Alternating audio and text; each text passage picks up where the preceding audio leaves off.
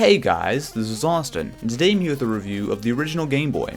Released by Nintendo in 1989, I think it's safe to say this is one of the most important video game console releases ever. Let's see what it's all about. The first thing you'll notice is that the original Game Boy was big. It's still pocketable, but by today's standards it's a brick. While you definitely won't forget it's in your pocket, there are some advantages to its size. It fits well in the hand, and everything has a very solid feel that you don't find often in newer systems like the 3DS. Most Game Boys came in gray, however in 1995, Nintendo released the Play It Loud models, which brought new colors to the line including black, and my favorite, transparent. While the Game Boy wasn't the first portable console to use cartridges, it was the first to bring it into the mainstream. Compared to its bigger brothers, the carts were downright tiny, with storage between 32 kilobytes and a whopping 1 megabyte. Unsurprisingly, face-melting graphics weren't part of the equation. The Game Boy rocks a 4.19 MHz 8-bit CPU and 8 kilobytes of RAM. Despite entire games taking up far less space than a single low-quality MP3, they weren't half bad looking at all.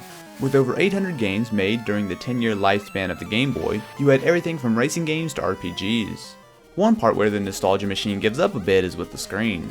The OG Game Boy sports a 2.6-inch screen with a resolution of 160 by 144. The size and resolution are just fine. The problem is that it's green. Really green. You can adjust the contrast with the dial on the left side of the system, but even then you're limited to 4 shades of green.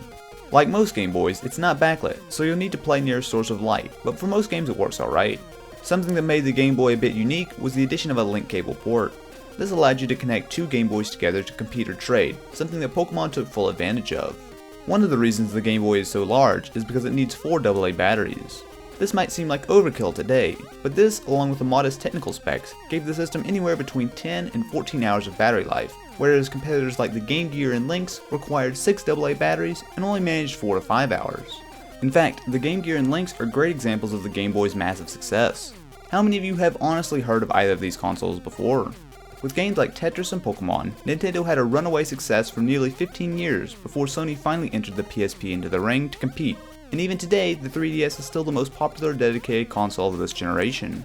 It may not have had the best screen or been the slimmest console, but there's little doubt that the Game Boy helped shape gaming as we know it today.